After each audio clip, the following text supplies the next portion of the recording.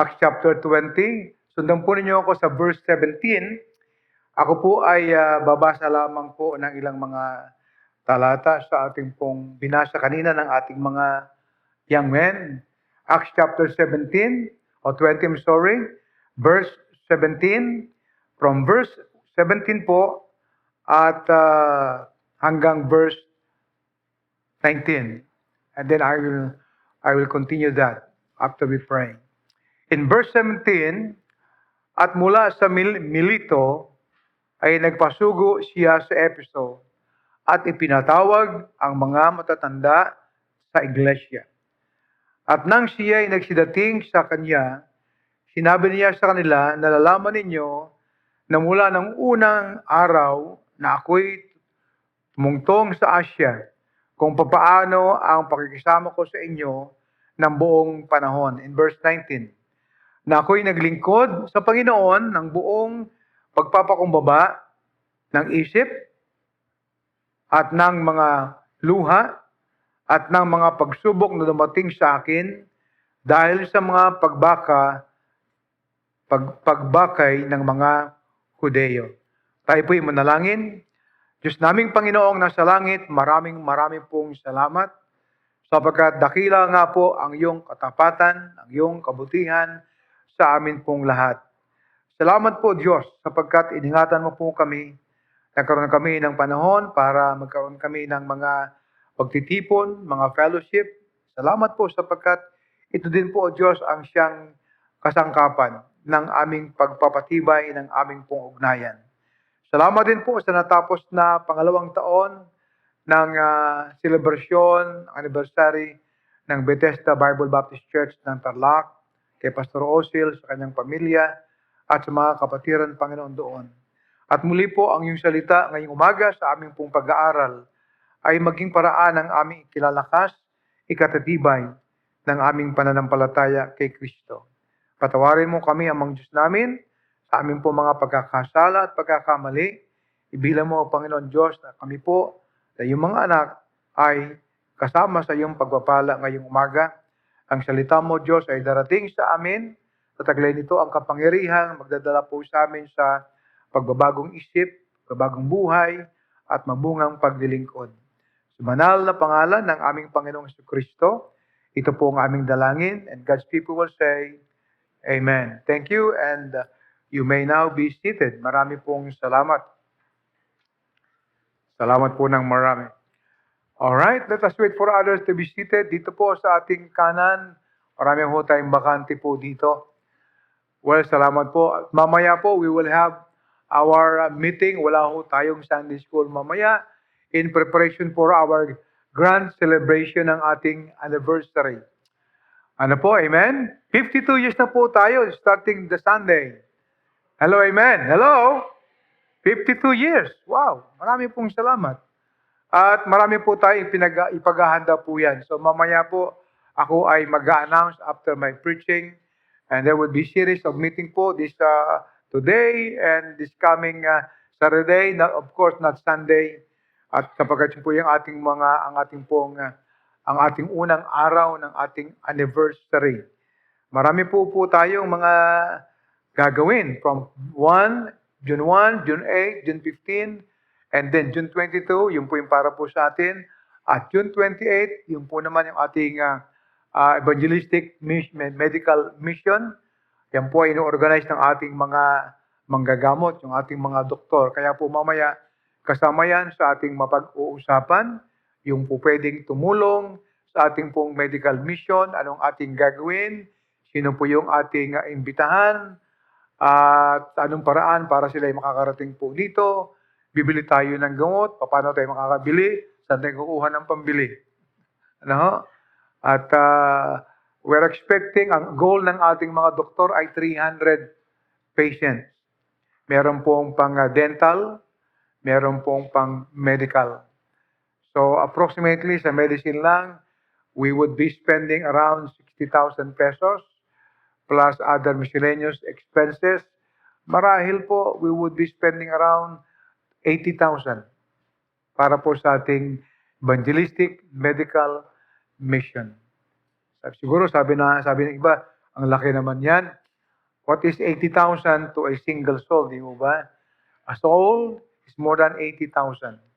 Si Kristo nga po namatay sa cross.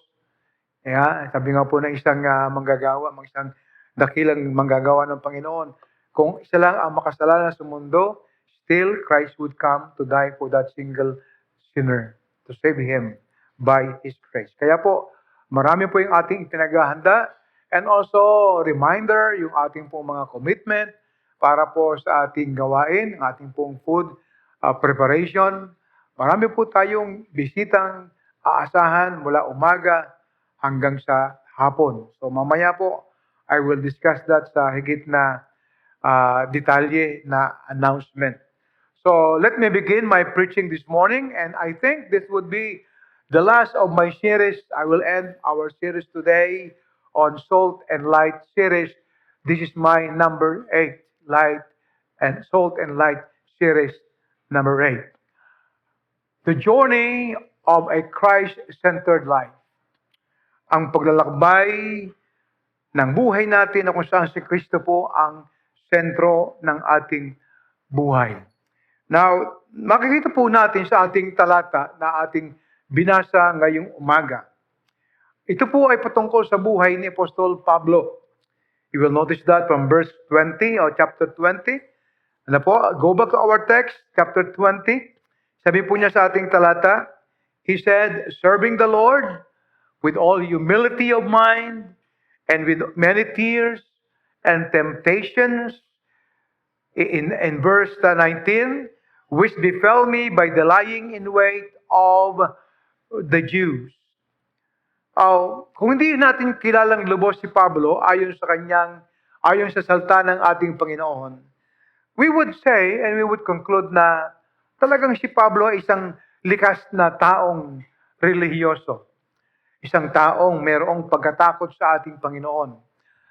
And that is a reality. So, yan po yung totoo. Paul was a religious man. Siya po ay lumaki na ang kanyang tatay ay nasa striktong pananampalataya ng mga Pariseo. Ganon din po si Pablo. Siya po ay nasa pananampalatayang Judaismo at siya po ay nasa reliyon ng Pariseo. Ito po ay isa sa mga pinaka-striktong reliyon sa lahi sa reliyon ng Israel. Yun po ang mga Pariseo. At sa ating kasaysayan, si Paul, o si Saulo, before he became Paul, siya po isang taong merong na-develop na pagkamuhi sa mga mananampalataya ng ating Panginoon si Kristo. Kung babasahin po natin na kasaysayan mula po doon sa Acts chapter 8, doon po siya ay isang ano po doon, still a young man. And most likely, bago pa lang niyang nadidinig ang mga kwento patungkol kay Kristo, patungkol po sa mga mananampalataya ng ating Panginoon. And then yung kanyang isip was filled with wrong conception, yung mali pong konsepto patungkol sa pananampalatayang Kristiyano. Pananampalataya ng mga tagasunod ng ating Panginoong Kristo. Kung kaya sa puso po at isip niya ay nabuo yung pagkamuhi at pagkagalit sapagkat ang kanyang pagkakilala na si Kristo ay isang huwad na religious leader. Na ang kanyang layunin ay ilubog o kaya po ay ilisad, ihiwalay ang mga Hudeyo sa tamang pananampalataya nila sa ating Panginoong Hesus Kristo. Ngunit isang araw sa chapter 9 atin makikita yung kanyang buhay. Siya ay binago ng ating Panginoon. But before we could have experienced the changes in life, before that, sa ganang atin po, bilang mga Kristiyano, marahil dumating din sa buhay po natin na yung ating puso at isip ay meron po tayong malaking tanong palagi. Yung tanong po natin ay, bakit? Di po ba? Bakit? Do you know that the why question is a powerful question? That is a powerful question. Na once we have uttered that word, para bang tayo we are under the spell of that word, why? And for many times, the enemy of our soul, the enemy of our faith, Satan himself, uses the why. Ginagamit niya yung tanong na, bakit? Bakit? Naitanong mo ba sa sarili mo yan? Bakit ba? Have you ever asked that question? May I see your right hand, amen? Have you used that question? Bakit ba? Bakit ba nangyayari sa akin ito? That why was being used by the devil. He used that to question the faithfulness of God in our life. Nagtatanong tayo, ang Diyos ba ay matapat sa akin? Ginagamit niya yan sa ating sarili. And that would be the start or the beginning of entertaining in our thoughts that question. And the devil in his deceitful nature, sa kanyang likas na mapandarayang pamamaraan, he was trying to manipulate our circumstances. Ginagamit niya yung ating sitwasyon, yung ating pong circumstansya, making God as the unfaithful, making Him as the one who abandoned me, in times that we needed Him the most. But the truth is, God is faithful, amen? Ang Diyos po'y mabuti. Hindi po niya tayo iniwan magpakailanman. He is ever faithful. He does nothing evil against you. He does nothing evil against me. He is faithful. Do you know that God knows your tears? He knows our pain. Amen? He understands the time that we are silent. Na hindi tayo makapagsalita sapagkat yung ating puso at isip ay napupuno ng mga katanungan, ng mga damdamin na hindi po natin maunawaan. And He's listening to your unheard voice and your complaint. And for that reason, many are asking, bakit nga ba? Do you wonder why the blessing that you prayed for is not answered or delayed? Nagtataka ba tayo kung bakit yung pinag-pray natin, yung kailangan natin, ay kumisan hindi lang na-delay, kung hindi binigay ng ating Panginoon. While others have theirs. But before the request is made, it is not for us to understand why. And probably we have not learned yet to leave everything in the hands of Jesus. Yan po yung mga bagay hindi pa natin natutunan. Ilagay sa ating Panginoon ang mga bagay na hindi po natin alam. Do you wonder why your loved ones was taken home? And you are alone? Nagtataka po tayo, di po ba? While others enjoy their loved ones, enjoy their fathers and their mothers, and sometimes we don't know the reason. I think we need to leave it in the hands of Jesus. And maybe sometimes we question, why, Lord, I suffer? Others enjoy their life, but I am in the state of suffering. Just like Job. He was in the state of suffering while others are enjoying. Amen? Sometimes you wonder why I am poor and others are wealthy. Why I am sick and others are healthy.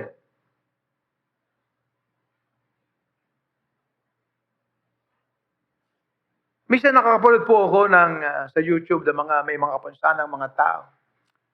And I was trying to show it with my wife, yung mga bata na kapos sa kabuhayan at umiyak dahil sa, they are just crying for a piece of meal every day. And probably these children, these parents would answer, would question, bakit? Why life sometimes is so heavy, while others life is so light? Life is so fun, filled with fun. It's easy. We ask the question, why? Well, I could not ask, I could not answer every question. But one thing I know, that God is faithful. Amen. God knows our pain. God knows our needs. God knows our tears. God knows that there are things in this life that we fail to understand. God knows. Now here in our text was a man who wasted many lives. Sinayang niya ang maraming buhay. And that was his own testimony. You read Galatians chapter 1, verse 13, 14, hanggang 18, you will see how Paul wasted the church. In Acts chapter 9, how Saul wasted many lives. He destroyed many homes. He cut short the hope of Jesus' people. For that reason, meron po tayong tala sa Biblia ng totoong buhay ni Saulo, na ngayon ay tinatawag nating Apostol Pablo, na di po ito, mga kapatid, makikita po natin that he took a journey in Acts chapter 8, Acts chapter 9, with the purpose of wasting the church of Jesus. He took a journey. But you know, God's sovereign will changed that journey. Instead of having a journey of wasting the lives of many, in God's sovereignty, in God's divine will, in God's divine choice, He changed that journey.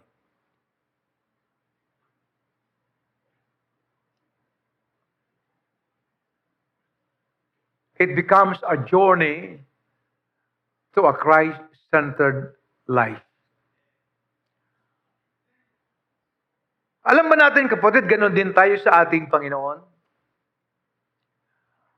The events of our life are of divine arrangement. Because of God's divine sovereignty. Because He is the Creator. He knows everything. In God, there is no chances. Do you believe that? There is no chance. Walang pagkakataon minamahal sa ating Panginoon pagbabaka sakali. Yung salitang perhaps, baka, ay hindi po yung bokabularyo ng langit. There is no perhaps, there is no chance in God. Every event are of divine arrangement. You will notice in Acts chapter 9, if you would like to follow, in verse 1, si Paul, breathing out, ang sabi niyon, siya po ay namumuhay sa mga mananampalataya, he asked a letter from the synagogue. Ano po yung synagogue? Yung pong mga grupo ng mga religious people. He asked a letter. A letter from what? A letter for what? For the purpose of wasting, killing, murdering, destroying the church of the Lord Jesus Christ. Makikita po natin yan sa Acts chapter 1 or chapter 9 verse 1 to 5. On his journey, sabi ng Biblia, he was on his way to Damascus. God directed him to that way. For what reason? To reveal His Son, Jesus Christ, to Paul. Can you open, please, your Bible in the book of Galatians, chapter 1, verse 15 to 16? Ang sabi ng Biblia, sabi po ni Paul, but when it pleased God, who separated me from my mother's womb, and called me by His grace, When it pleased God. Look at now verse 16. Tingnan po ninyo. When it pleased God.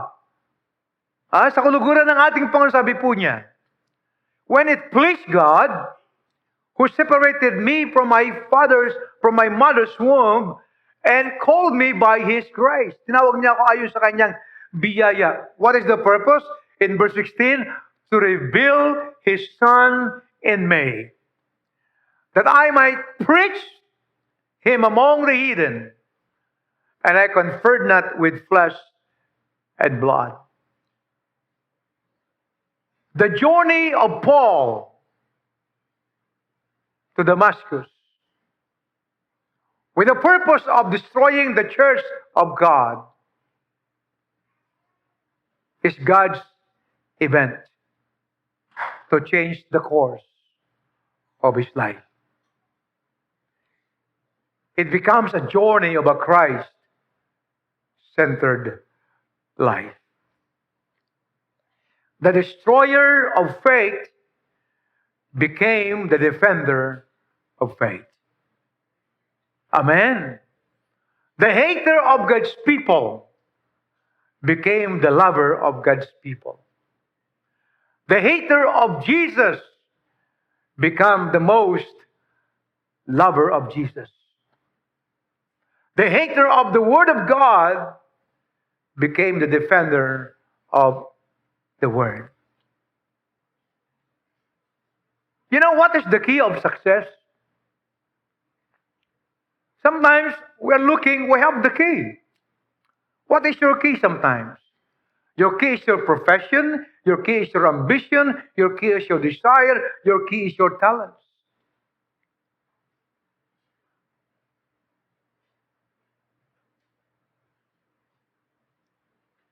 Kung ikaw mayroong hawak na susi,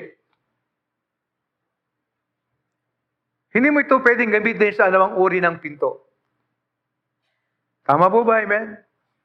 Why? Because that single key only fitted to one door.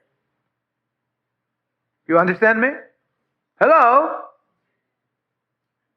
Kaya po pag kami ng mga tao po, hawak ninyo yung susi. We sometimes say, well, I have my key for success. My desire, my ambition, my talents, my education, everything. But where is the door?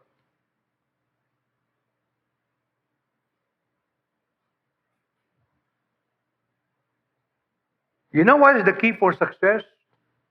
That fits all our talents, that fits all our intelligence, that fits all everything that we have, is finding the right door.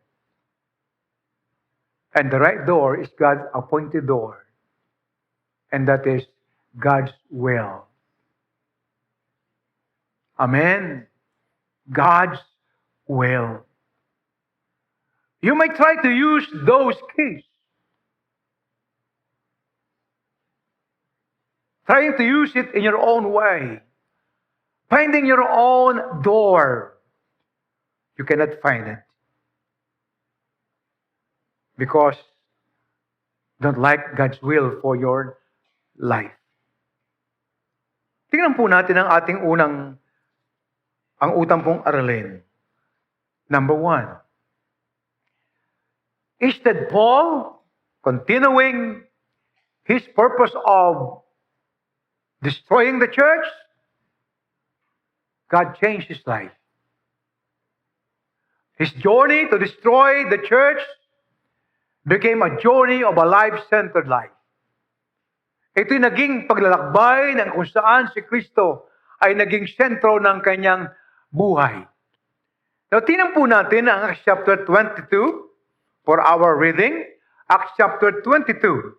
Nakita po natin kanina po yung Acts chapter 20. Ang sabi po ni Pablo po doon, siya po ay nagbata na ng maraming mga bagay. Sabi po na ating talata in verse 19, sabi po niya, serving the Lord with all humility. Now he is serving Christ. Not only that, humility of the mind, with many tears, with many temptations. and befell me that lying of wait of the Jew. In Acts chapter 20, makikita po natin dito, Acts chapter 22, isa pong yugto na naman sa buhay ni Pablo. Ano po yan? Sa verse number 6. And it came to pass that as I made my journey, kanya pong re-rehearse yung Acts chapter 9. Sabi po na ating talata, ako'y naglalakbay. I was come nigh unto Damascus after about noon. Suddenly there shone from heaven a great light round about me. If you would know and read Acts chapter 9, halos ito'y magkapareho lang po. At si Pablo po kanyang re-rehearse yung kanyang karanasan sa mga tao. And in verse 7, I fell unto the ground and heard a voice saying unto me, Saul, Saul, why persecutest thou me? And I answered, Who art thou, Lord? And he said unto me, I am Jesus of Nazareth, whom thou persecutest. And they that were with me saw indeed the light, and were afraid, but they heard not the voice of him that spake unto me. Then I said, What shall I do, Lord? And the Lord said unto me, Arise, go unto Damascus, and there shall be told thee of all things which are appointed thee to do all. A life-changing conversion. A life-changing conversion. Sabi ni Paul sa ating Panginoon, What shall I do now, Lord? What shall I do now, Lord? The key to success are those which are appointed of God for us. I'll repeat. The key to success are those which are appointed of us by God. Ang susi ng tagumpay, minamahal, ay yung mga bagay na in-appoint ng Panginoon. God determined it for us to do. And that is God's will. That is God's will. Now look at Paul. There was a change of journey. From a journey of wasting the lives of many, destroying many homes, the Lord changed it. He changed the course of his life. Ganon din po sa atin. Pagkaminsan, God is leading us to change our course. Pero pagkaminsan po ang ating error, hindi po natin maunawaan why God changed the events of my life. Bakit binago ng Panginoon ang takbo ng aking buhay? It is because sometimes we do not understand God's ways and God's acts sa buhay natin. Amen? Could not understand.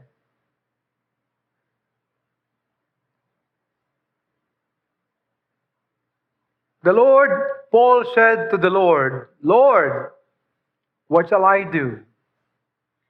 What shall I do? And the Lord said to Paul, Arise, you go to Damascus, and it shall told thee all things.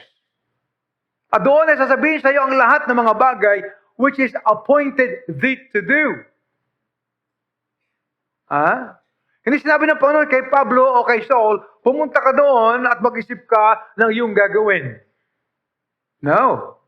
Ang sabi ng Panginoon kay Saul, pumunta ka doon, there was my servant Ananias, and he will tell you those things that are appointed thee to do. Napaganda po ng kalooban ng Panginoon, di po ba? Sometimes, yung mga event ng buhay po natin, hindi po natin naunawaan why it is happening. But rest assured, ano man ang nangyayari sa buhay po natin, alam ng Diyos ang nangyayari sa buhay po natin. God appointed it for a purpose. Upang makita natin, minamahal, ang magandang paraan ng Panginoon sa buhay po natin.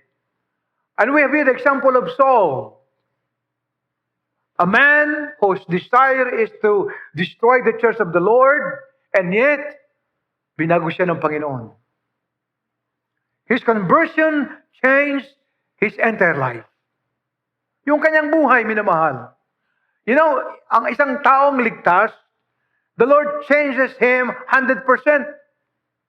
Hello, amen? Not 50%. There was a change in the time of our conversion. In the book of Galatians chapter 1, verse 13 to 16, kindly open your Bible, please. Galatians chapter 1, verse 13, ang sabi po ni Pablo, "You have heard of my conversation." Nadinig ninyo ang aking pamumuhay.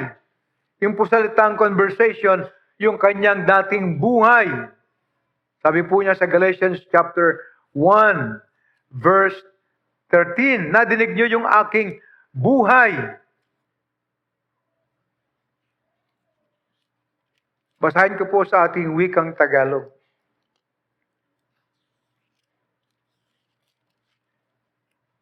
Sabi po ni Paul sa verse 13,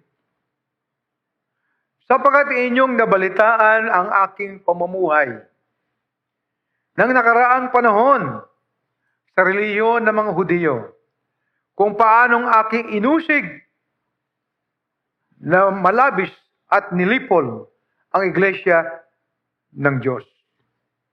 Na ako'y nangunguna sa relihiyon ng mga Hudiyo, higit kaysa marami sa aming mga kasinggulang ang aking mga kababayan. Palibhasa'y totoong masikap ako sa saling sabi ng aking mga magulang. Ngunit nang magilingin ng Diyos na siya'y akin nagbuklod buhat sa tiyan ng aking ina, ako'y tinawag-tawagin sa pamamagitan ng kanyang biyaya." Ano sabi po ni Paul? "You have heard of my conversation in time past. How I wasted the church of God. But when it pleased God, who separated me from my mother's womb, what is the purpose? To reveal His Son in me." You know, God's grace is greater than a past life. Ang biyaya na minamahal na ating Panginoon ay higit pong dakila sa ating pong nakalipas na buhay. Amen. Sabi po ni Pablo, "Inyong nadinig ang aking buhay." Alam mo, bawat isa sa atin may kanya-kanyang buhay na nakalipas. Tama po ba? Kung ating ikikwento, marami magagalit sa iyo. Napakawalang yan palang buhay ng tao na yan. Salbahay pala yan. Wala palang kwentang tao yan. Ang dami palang nilokong tao yan. Marami palang sinaktang tao yan. Well, that is our past. Hello, amen? That is our past. It was the same Paul that said, "Where sin abound, grace did much more abound." Kung saan na nagana ang kasalanan, higit na sagana ang biyaya ng ating Panginoon. And that was the experience of Paul. That was the experience of everybody. Ngunit ang biyaya ng Diyos minamahal ay higit pa doon sa ating nakalipas na buhay. And today, we no longer talk about your past life. Alright? God remembers our sin no more. Hello? God remembers our sin no more. God's concern now is not our past life. Because it has been forgiven. Because it has been cleansed by Jesus Christ. God's concern now is your present life. Yung buhay natin na pagkatapos nating si Kristo ay ating tanggapin bilang ating Panginoon at tagapagligtas. Kaya, wag nating ulitin yung buhay ng ating kapwa. Sabat ang Diyos nga, nilimpot na niya na yung buhay nating nakalipas. He's more concerned about your present life today. Your life in Jesus. How He can use it. How He can change the course of our life. God's grace is greater than our past life. That is true to Paul, that is true to me, that is true to you, and that is true to everybody. Amen. Hello. Secondly,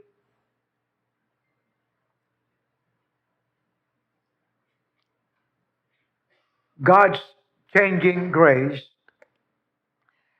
the key to a useful life. God's changing grace, the key to a useful life. I said kanina, lahat po tayo may kanya-kanyang susi ng tangan-tangan po natin. But God knows where to fit it. God knows where to fit your life. God knows how to use your talents, your gifts. Amen. Saan po yun? Doon po sa mga bagay na kanyang itinalaga sa atin. Again, in the book of Acts chapter 22, verse 10, ang sabi ng Panginoon kay Paul, "Arise, go to Damascus, and it shall tell thee all things which are appointed thee to do." Amen?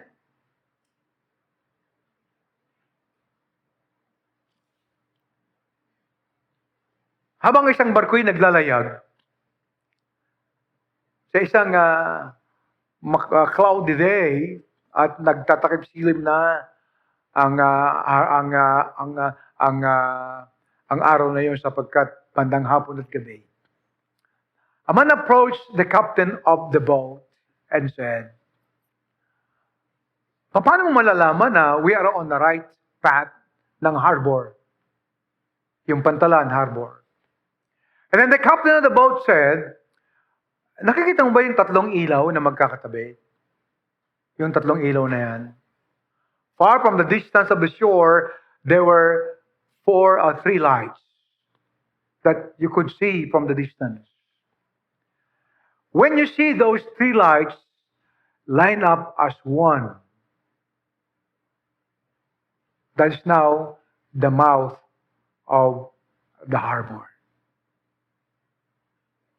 In our Christian life, the same thing. Finding God's useful life for us would require His will. That in lines with His Word. God's working through our circumstances. Circumstances alone does not mean God's will. It must be in line with God's will and God's Word. Amen? Maaaring yung ating circumstances, kapatid, ay hindi natin gusto.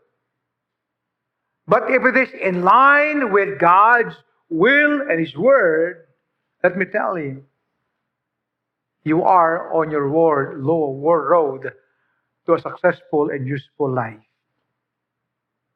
Here in our text, I would suggest several things. How can we have a useful and fulfilled life?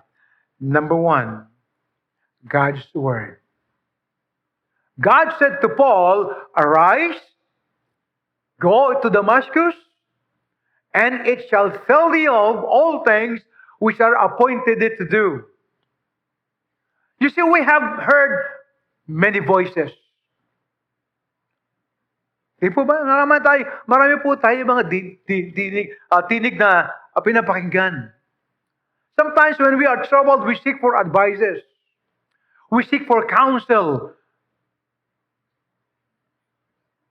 But you know, God's counsel is better than man's counsel. Alright, amen?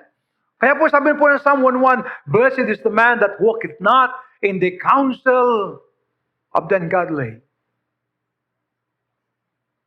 nor standeth in the way of sinners, nor sitteth in the sin of the scornful. But his delight is in the law of the Lord, and in his law he meditates therein day and night. Why not take God as your mentor? Take God as your counselor. Amen? Ang sabi natin po nung kay Paul, arise, go to Damascus.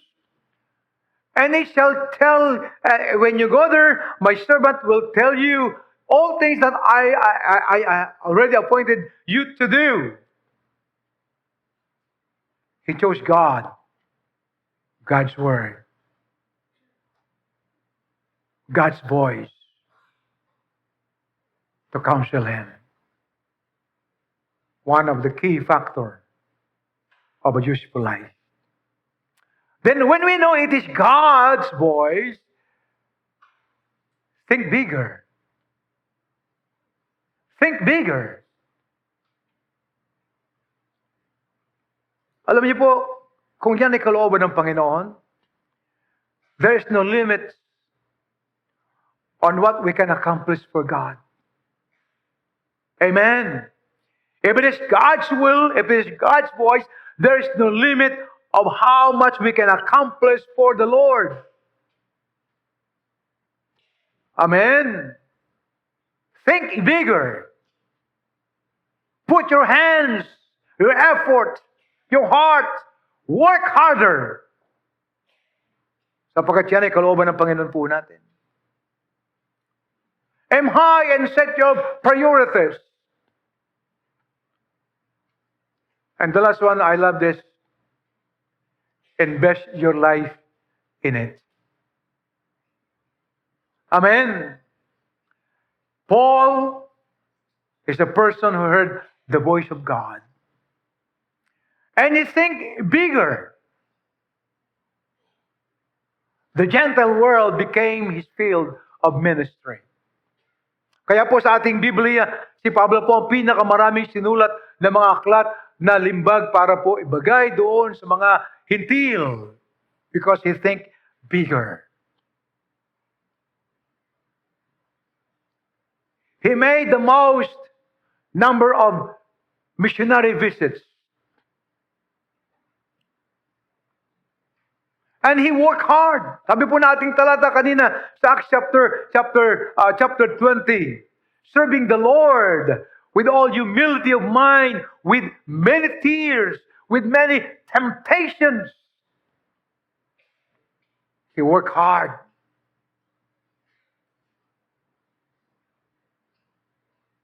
He set his priorities and invest his life for it.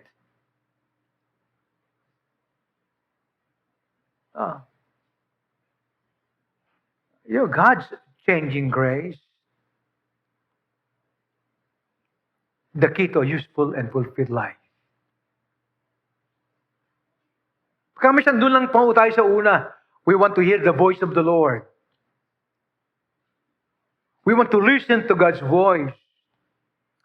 But when we heard the Lord's will for our life, we stopped thinking bigger. We stopped setting it as our priorities. And most likely, we fail to invest our life in it.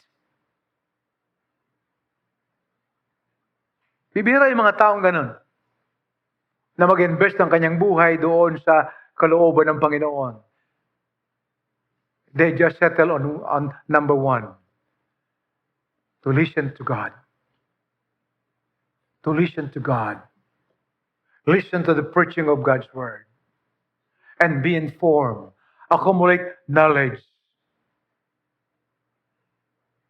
But to think bigger, do good, do more, achieve more, set his priorities, and versus life, cross out. Kaya marami mga Kristiyano, they fail to use God's key that fits to His purpose. Those things which are appointed of God to you. Amen.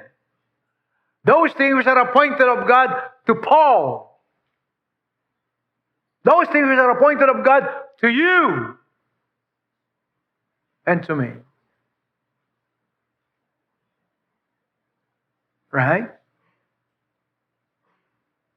You see, a life-changing conversion. And that was Paul. His journey towards the church was changed by God to a journey to a Christ-centered life.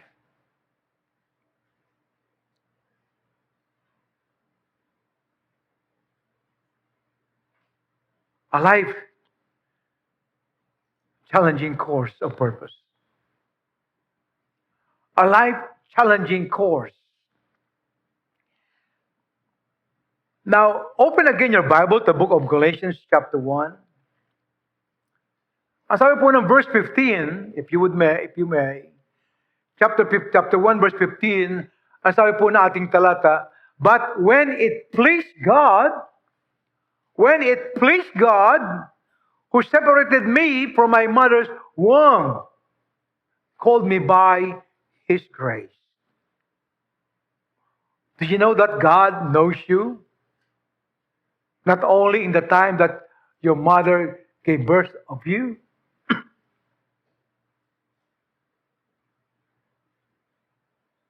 but even the time that we were in the womb of our mothers, God knows us.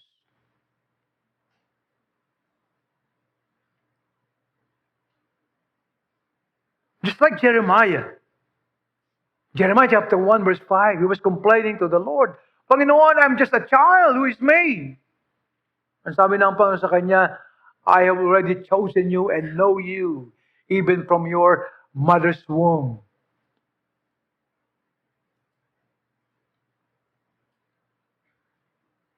The Bible says, separated me from my mother's womb and called me by His grace. The first thing we have learned is that life-changing conversion. Yung buhay na binago mula sa ating kaligtasan. Pangalawa po, a life-challenging course. The Lord changed the course and the events of Paul's life. Binago minamahal ng ating Panginoon. Ang sabi na ating talata, mula doon sa sinapupunan ng aking ina, ako'y tinawag ng Panginoon sa kanyang biyaya to reveal His Son in me, that I might preach Him among the heathen. Immediately, I conferred not with flesh and blood. There are several things this morning I want to discuss. Number one, it was a God-appointed course. It was a God-appointed course. Yung po yung event ng buhay ni Pablo, mga kasama, hindi po yun yung plano ng kanyang sariling kaisipan at buhay. God appointed that course to him. For example, tingnan po natin ang halimbawa po ito. Sa Hebrews chapter 12. Let us give an example of this. Hebrews chapter 12. Tingnan po natin sa chapter 12, sa verse 2. Sa verse 1, I'm sorry. Hebrews chapter 12, verse 1. Wherefore, seeing we also are compassed about, with so great a cloud of witnesses, let us lay aside every weight, ating pong tanggalin ang mga pabigat, and the sin which doth so easily beset us. Look at now this phrase. Let us run with patience the race that is set before us. Now, tingnan niyo po ang sabi po nating talata. Let us run the race with patience, that is set before us. Halimbawa ni Pablo po yung larangan ng pagtakbuhan, sabi po ni Pablo sa mga Kristiyano, takbuhin natin yung takbuhin nilatag ng ating Panginoon sa atin. Now the idea is that God had already appointed a course sa ating buhay. Just like Paul. That it pleased God, sabi po niya sa ating talata, that separated him from his mother's womb and called him by his grace to reveal his Son that becomes his conversion, yung kanyang kaligtasan, and then called him to preach to the heathen. Ang sabi po ni Pablo, I refuse not. I conferred not with flesh and blood. It was a God-appointed course. God-appointed course. Ganon din tayo. Bawat isa sa atin, mga kapatid, ay meron tayong kanya-kanyang appointed course, just like Hebrews chapter 12, verse 1, the race that is set before us. You know, if I could just picture it out, sa aking isip, merong malaking grace po yan. Yung ibang mga, yung bang lane po doon ay may nakatayo na, yung mga nakatuyo na, iba po naman ay empty. Why? Because some of God's people reject that race that is set before Him. The race that is set before us. God already appointed our course. Just like Paul. But for some reason, we refuse it. For some reason, we fail to accomplish it. For some reason, we made our own course. We're trying to deviate from God's will sa buhay natin. As if we could find the right door sa susing hawak natin.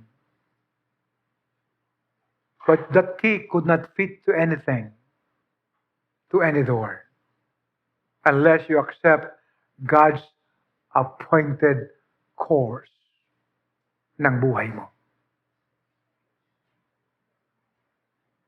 Not only that, it was also a God-anointed course. You know, every time we accept God's will, every time we put our trust in Him, every time we take it as the Lord's will sa buhay natin, mga kasama, tandaan po ninyo, is that only we accept God's appointed course, we accept God's anointing of the Holy Spirit of the Lord. Nanon po yung guidance ng Espiritu ng Diyos sa buhay po natin that always guide our travel, our journey. Sometimes we fail, but the Lord, to the Holy Spirit, would lift us up. Bakit? Para muli tayong bumalik to the right course sa buhay po natin. Amen?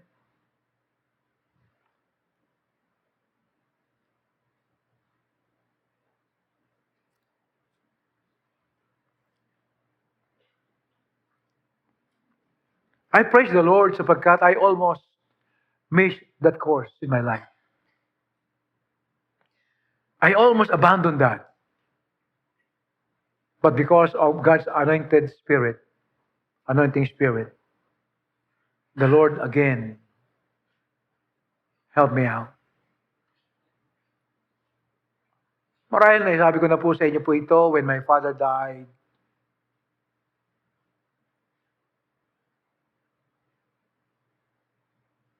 I decided to go out from Bible school and work, help my siblings. From that divine appointed course, I tried to make mine.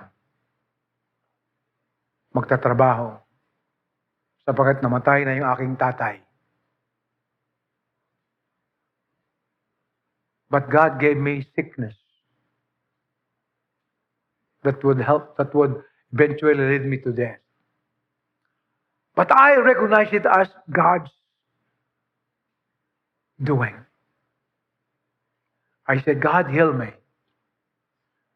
I'll go back to Bible school. God miraculously healed me. And I go back to Bible college.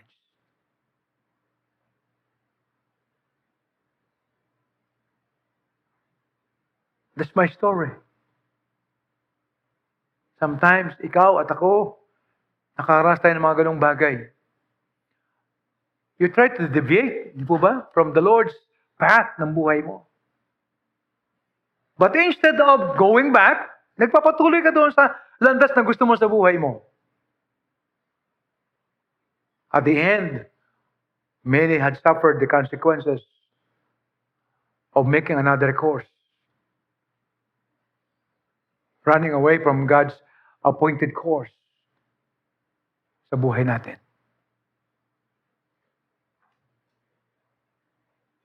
That is life challenging. Ang Diablo minamahal sa ating buhay, kapatid, pipilitin po niyan, ikaw ay tanggalin, alisin po doon sa divine purpose ng buhay ng Panginoon para po sa iyo.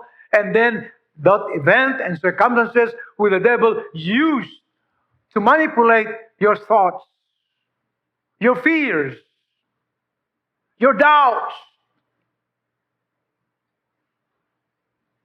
and thus will lead you away to that appointed and divine course of God for your life.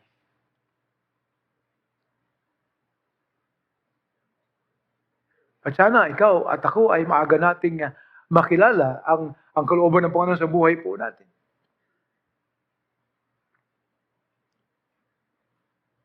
Amen?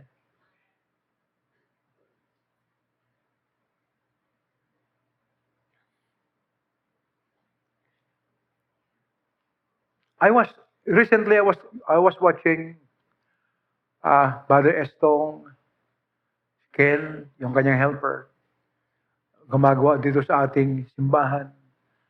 Try to make some beautification. So, have you noticed something when you go up? Have you noticed something when you go up? Ano nakita nyo? Doon sa baba, di ba? Yung wall. Have you noticed that? Tumingin kayo sa likod ninyo. Tingin, hindi yung taong doon, pangit na andun. Have you noticed that? What can you say about that? Wow, that's beautiful, right? So, hindi po yan ang aking punto. Ang punto ko po ay ito. Yung salita pong coherence. Coherence. Ayan po, para malagayan dyan, ginagamitan po yan ng glue. Ang tawag po dyan yung no more nail glue. Para bang tayo, gumagamit po tayo ng mga pandikit, di po ba? Coherence. That's the word, coherence. To fix together. Ibig sabihin ng coherence. To stick together. That's the word for coherence. To stick together. Just like yung mga bagay na yan, yan po ay ginamitan ni Estong ng stick o sticker o kaya ay pandikit. Glue. Parang maidikit po yan.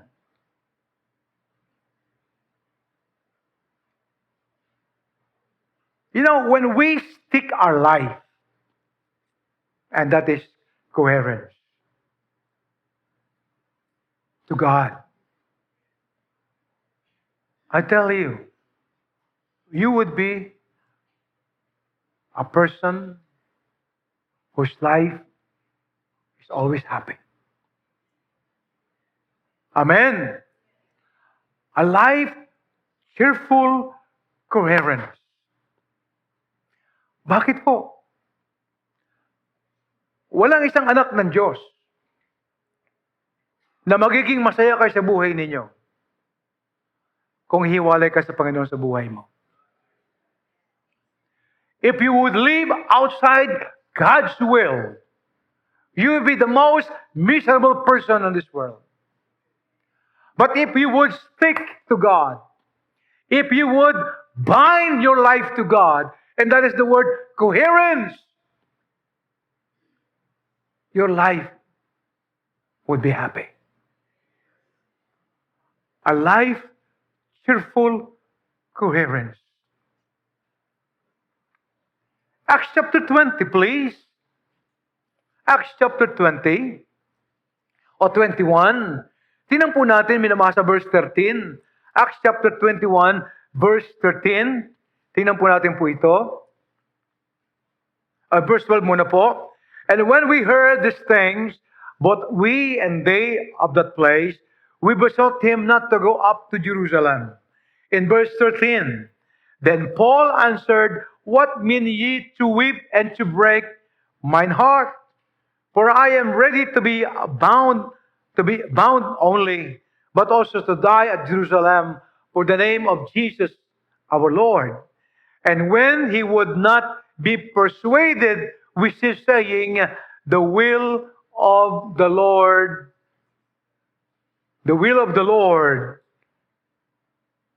be done.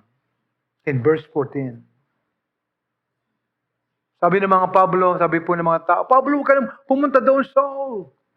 Ang naghantay sa'yo doon, nagtiyak na kaparusahan, ikaw ay mabibilanggo, and they will kill you. Sabi nila kay Paul. Ang sabi po ni Paul sa kanila, ba't kayo tumatangis? You are breaking my heart.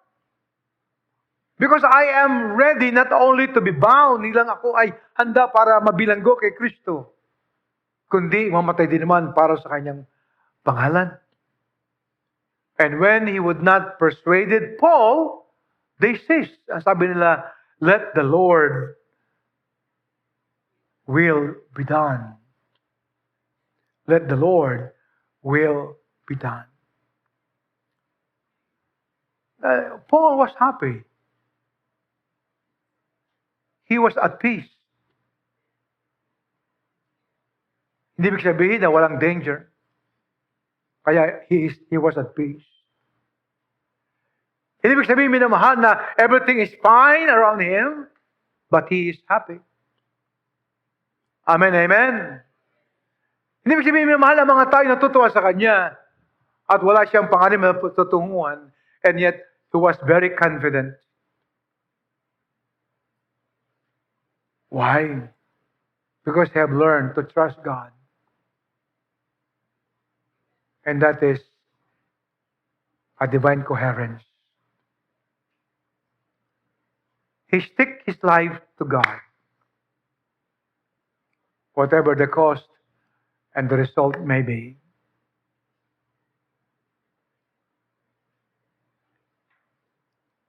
It was the expressive faithfulness of God.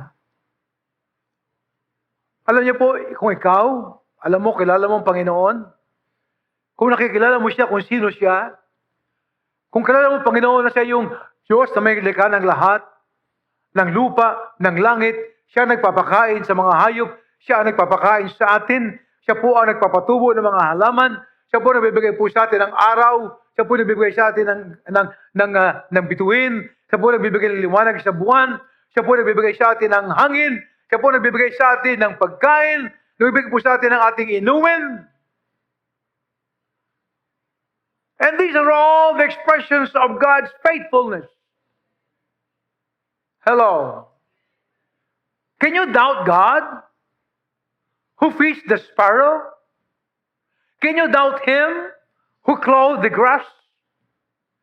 Can you doubt God who gave us the rain, the sun, that caused the sun to set and to rise up?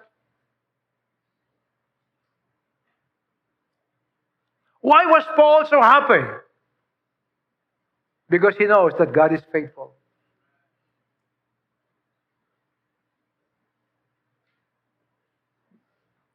There were three friends. Meshach, Abednego.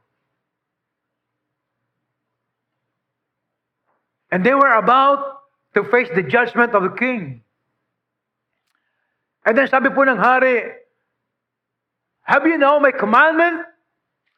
Na kung sino man hindi lumuko sa aking imahen, they shall be cast into the fiery furnace? We know, King.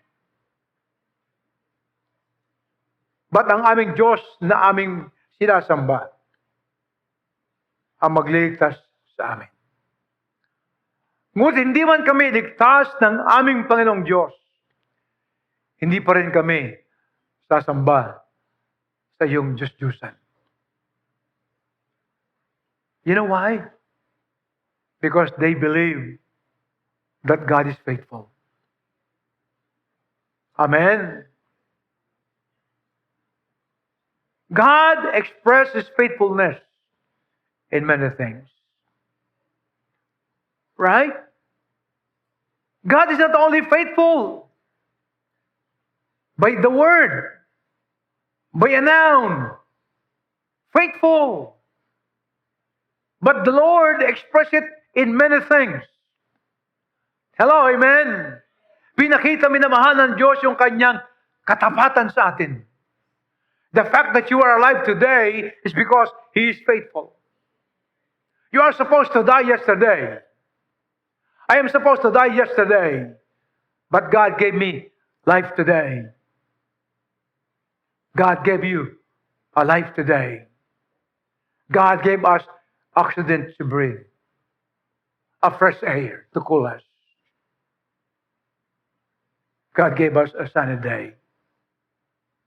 These are expression of God's faithfulness. Amen. Alam niyo po, kung alam mo yung Panginoon ay matapat, you will stick to God eh. Right? You will stick to Him. That is a life of cheerful coherence. Walang isang Kristiyano, kapatid, na magiging masaya sa buhay po niya if you would run away from the Lord, if you will hide your life to God, if you will refuse His will, you will be the most miserable Christian. You will remain unuseful. And the devil will corrupt your life, lead you to many sins until you are destroyed, useless. But God wants us to be useful. Amen? Cheerful coherence. Cheerful coherence. Masaya ang Kristiyanong alam niya na sa kalooban siya ng Panginoon, di po ba? Amen? Masaya ang Kristiyano, alam niya na ang Diyos ang kanyang pinaglilingkuran. Masaya siya. That's what we call life cheerful coherence. You stick to the Lord, whatever happened. You stick to God, whatever hardship. You stick to the Lord, whatever danger you have. You stick to the Lord. Bagamat ang kinakain mo lang ay ganito, with few peso. A cheerful coherence. Because God can express His faithfulness in many ways.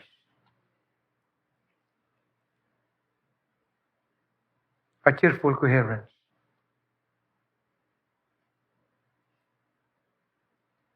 The expansive journey of faith in God. You know, yung cheerful coherence ni Paul, he was willing, sabi po ni Pablo, he was beaten 40 times. He was in shipwreck many times. He was in the destitute of hunger. He was strengthened by his own countrymen. He was stoned to death.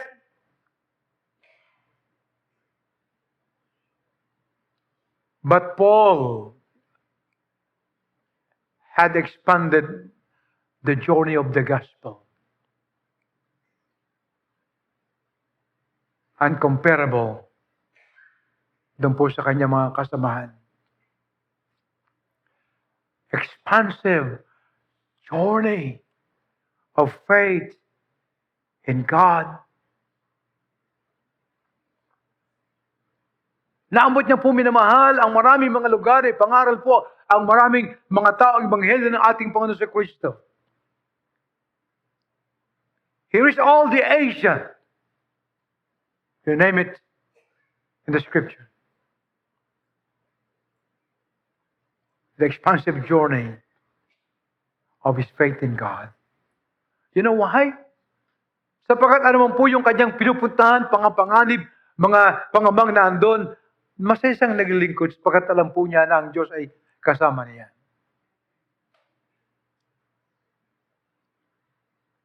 He never cried and said, God, why? There was no bitterness in the heart of Paul and say, why? No why to Paul. The question is, of Paul was, Lord, saan pa? What wilt thou have me to do? What wilt thou have me to do? Where shall I go? Where shall I go? Not the why of doubt.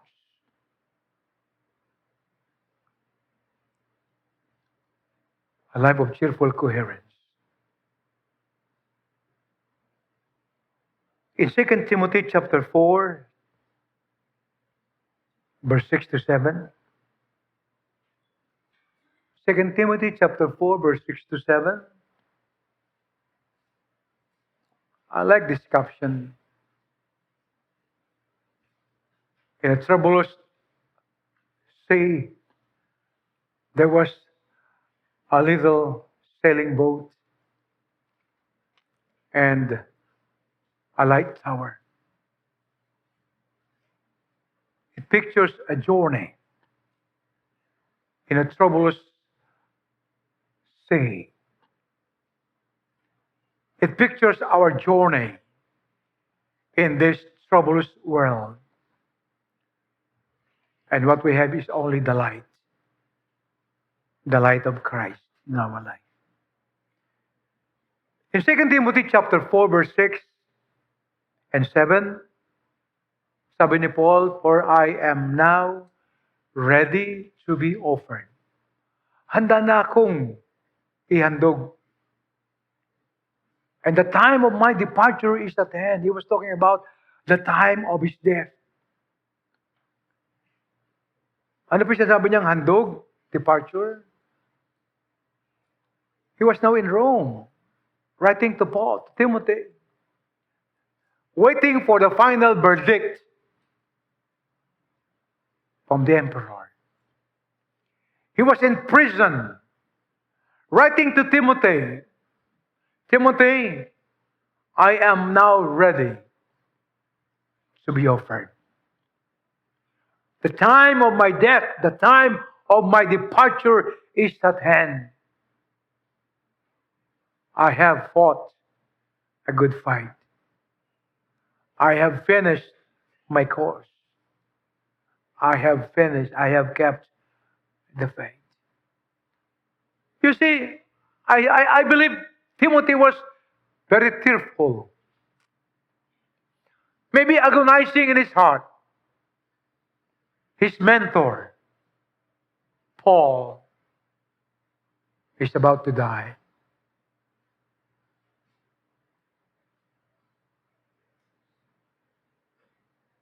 And yet Paul said, I have fought a good fight, Timothy. I have finished my course. I have kept the faith. And history tells us that Paul died in Rome, beheaded under Emperor Nero. Let me close with this. Listen to me. Everybody of us, everyone, is answerable to God. I am answerable to the Lord. You are answerable to the Lord. You are answerable to the Lord. Ikaw at ako, kapatid, tayo ay sasagot sa Diyos. Mananagot tayo, minamahal, sa buhay po natin. Ikaw ay tatayo sa ating Panginoon. You will answer every God asks you.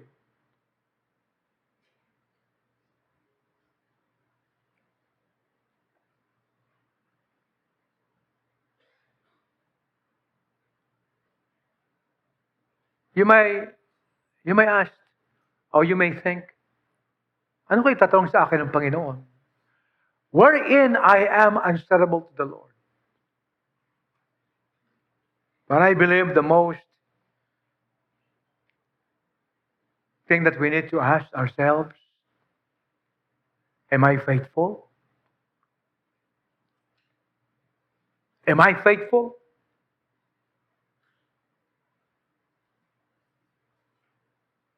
Whatever you use, wherever you use your time, whatever you use your possessions, whatever way you use your talents, the question is there faithfulness in it?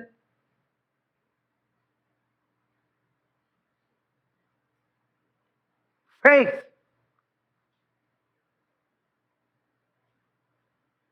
Peter asked Jesus, Lord, kung ikaw yan, allow me to walk on the sea. Ang sabi na po sa kanya, come Peter, walk. And then Peter tried to walk 1 step, 2 steps, 3 steps, 4 steps. And then there was a wind. There was a boisterous wind and the waves. And the scripture says, Peter sank. The Lord said, Peter, why do you doubt? Where is your faith? Everyone is answerable to God. Everyone is answerable to Jesus. Where is your faith? Why did you doubt? I have called you for a purpose. God saved us for a reason. God set us the course of our life. Why did you doubt? Why have you failed?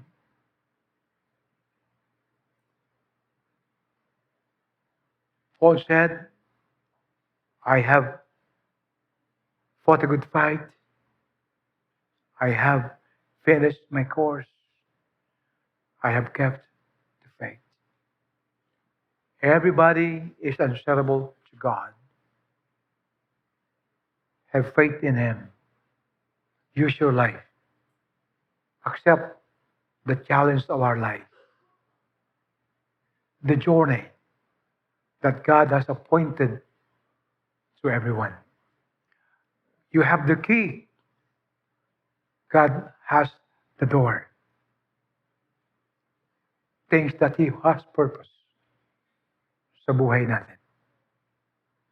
And when we learn to accept it, when we learn to trust Him, there would be a life of cheerful coherence to God's will and purpose.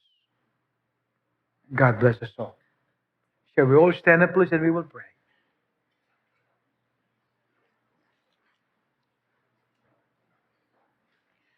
Ama naming Diyos, marami pong salamat.